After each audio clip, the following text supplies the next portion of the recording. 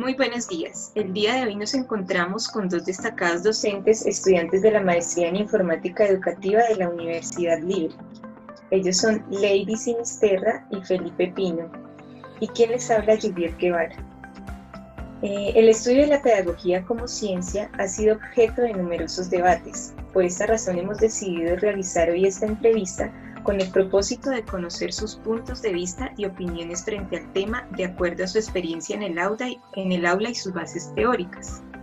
A lo largo de la historia existen reconocidos autores de libros que nos hablan sobre la importancia de la educación, las ciencias, la pedagogía, las ciencias de la educación, como son Estanislao Zuleta o Ángel Pérez, entre otros.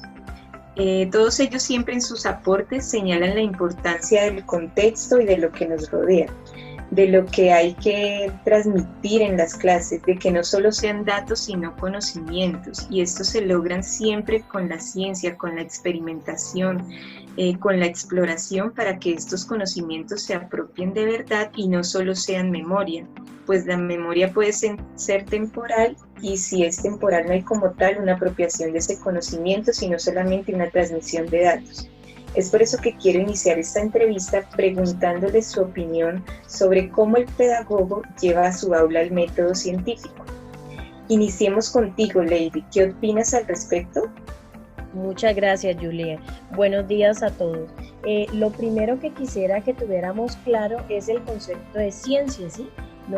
Para saber cómo el pedagogo va a poner en práctica el método científico en el aula. Nosotros entendemos como ciencia el conjunto de conocimientos estructurados obtenidos por medio de la observación de unos patrones que son regulares, es decir, que se repiten, se realizan unos razonamientos y una experimentación en en campos específicos, los cuales se generan unas preguntas, se construye una hipótesis y se elaboran unas leyes de manera general, entendiendo ese proceso de ciencia. Para que el profesor lleve a su aula el método científico, debe abordarlo desde los siguientes pasos. Número 1, debe identificar un problema y va a documentarlo, ¿sí?, con sus estudiantes. Número 2, debe formular unos objetivos. En el tercer paso, debe generar unos resultados que sean medibles. Y un cuarto momento que tenemos es la verificación. Como Juliet bien lo dijo desde el principio, desde las matemáticas, desde mi campo, yo les coloco un ejemplo. A los niños les quiero introducir el tema de perímetro. No se empieza ese tema dando el concepto de perímetro ni cuál es la fórmula para hallar el perímetro de diferentes figuras planas o de la circunferencia. Más bien se le hace quizás una pregunta de este estilo. Si yo tengo mi salón de clases de forma rectangular y deseo hacer la medición y obtener el perímetro de ese salón, entonces, y teniendo una cuerda, por ejemplo, ¿cómo puedo obtener el perímetro de ese salón? ¿Sí? Ellos se empiezan a hacer una serie de preguntas, tienen un problema, ¿sí? Se tienen que documentar de qué es perímetro, cómo hallarlo y cómo utilizar esa cuerda para generar unas medidas, tienen unos objetivos y van a generar unos resultados que son medibles, ¿sí? Al final deben hacer una verificación y ahí es donde se tiene un conocimiento por medio de la experimentación. Gracias, Juliet. Muchas gracias por tu opinión, Lady. La verdad que sí, es muy importante la experimentación para que exista como tal una apropiación del conocimiento. Felipe, cuéntanos tu punto de vista. ¿Cómo el pedagogo lleva a su aula el método científico? ¿Crees que sí se aplica o no? Bueno, muy buenos días para todos. La verdad es que en todos los casos no se aplica, ¿cierto? Es para ciertas circunstancias.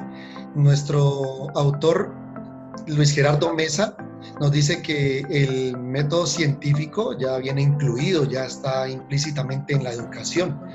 Y de acuerdo a lo que tú mencionas, la compañera Lady, en mi caso, la institución donde yo trabajo carece de esa formación científica, pedagógica. ¿Sí? No hay una disciplina por parte del docente ni de parte del estudiante, porque el docente no le ha dado esa instrucción para que apliquen esa teoría, ese método científico, ¿sí? Así que ellos no se han apropiado de esa metodología, tanto los docentes ni los alumnos. Entonces eso en todos los ámbitos, la verdad es que no se cumple. Gracias. De acuerdo, la aplicación del rigor científico es muy importante, pero como lo dice Felipe, no se lleva a la práctica en todos los casos. Bueno, continuemos con la siguiente pregunta. ¿Cuál es la relación entre ciencia y pedagogía? ¿Qué opinas, Lady, al respecto? Bueno, desde la primera pregunta, para mí es importante generar como esos conceptos. Yo voy a entender pedagogía o pedagogo, quiero definir pedagogo como todo aquel que instruye a los niños, ¿sí? En este caso instruye a los estudiantes de manera general. El conocimiento debe ser generado de la realidad social de los estudiantes. Además, el método de trabajo de los docentes debe ser el rigor científico, ¿sí?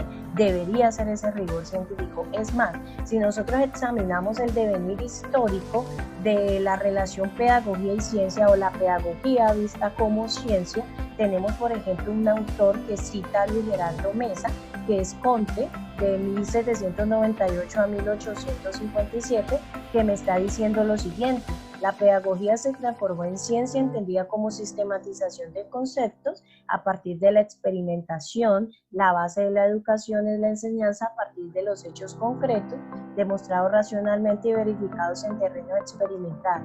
Es decir, compañeros, que desde esta época ya hay autores que han analizado y han impuesto ciertas teorías en donde se debe partir de la experimentación y tener como base de la educación esos hechos que sean experimentables y verificados en un terreno experimental. Gracias, Julia. Muchas gracias por tu aporte. ¿Qué nos puedes decir tú, Felipe? Bueno, la pedagogía tiene como objeto estudiar los estatutos o las leyes de la enseñanza y aprendizaje de nuestros niños y adolescentes. ¿Sí? Es la encargada de incorporar esos cambios positivos a los seres humanos en cuanto a la educación, ¿sí? Para que el ser humano tenga ese progreso significativo en la sociedad. Luego, entonces, nuestra compañera Lady dice que desde los años 1700 se viene trabajando esa verdad, ¿cierto?, entre la pedagogía y el método científico. ¿Qué pasa? La palabra es que estamos estancados, ¿sí? No hemos avanzado porque desde muchos años atrás se ha planteado eso.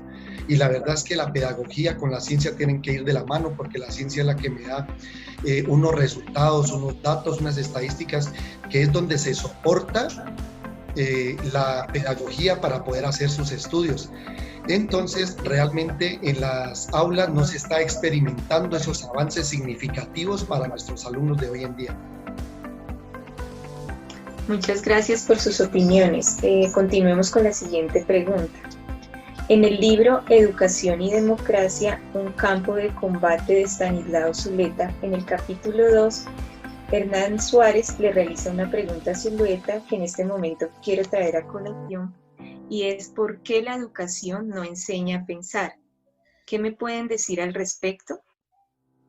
Bueno, Julia, yo te diría que en muchos de los casos, y de cierta forma coincido con lo que está hablando Felipe, en muchos de los casos no se ve que el método científico sea aplicado en algunos colegios, así esté dentro de su filosofía, dentro de su misión, dentro de su visión, y que su metodología también vaya en esa sintonía. Muchas veces, si nosotros a los estudiantes le damos de antemano la respuesta, ¿sí?, de un concepto, cómo se hace, entonces ahí ya pierde las condiciones de que el estudiante empiece a experimentar, empiece a investigar, a consultar qué es eso, y yo ya le estoy dando todas las respuestas al estudiante simplemente. ¿Qué opinas tú, Felipe? Bueno, nuestro autor Estanislao Zuleta nos dice que nosotros como docentes le estamos transmitiendo todos los datos, todos los conocimientos, el paso a paso, los resultados a nuestros estudiantes, y no los estamos dejando pensar, no los estamos dejando analizar, ¿sí? Nuestros estudiantes carecen de una vida de interés, ¿sí? En mi caso, por lo menos en mi institución, yo dicto la materia de tecnología en informática, y un ejemplo, le doy la herramienta de Excel.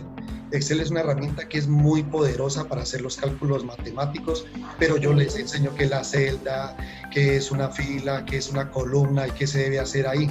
Entonces nosotros estamos cerrando porque nosotros estamos dándole todos los insumos a los estudiantes, ¿sí? Y no los estamos enseñando a ser críticos, que miren la herramienta, que la exploren, qué hace la herramienta. Entonces ellos no saben si es bueno o es mala la herramienta, porque nosotros en la institución le estamos dando todos esos insumos, todo eso, ese paso a paso, todas esas soluciones para que ellos la trabajen. Lady Felipe, la verdad es que son muy válidas sus apreciaciones. Creo que debemos propender por dejar que nuestros alumnos sean proactivos, que busquen, que investiguen, que se apropien de los problemas, los analicen y encuentren soluciones. Así sean erróneas, pues de esta manera utilizan su pensamiento y lo aplican en lo que aprenden.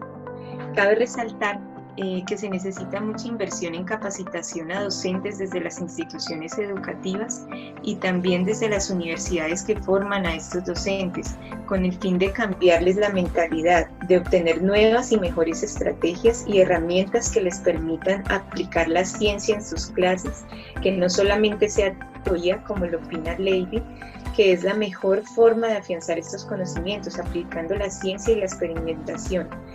Y asimismo, como lo dice Felipe, esto solucionaría muchas de las dificultades que se encuentran hoy en día en las instituciones. Desde su experiencia, él lo ha manifestado y esto ya llevamos muchos años en lo mismo, seguimos en lo mismo, entonces creo que ya es hora de cambiar y de mejorar. Muchas gracias por sus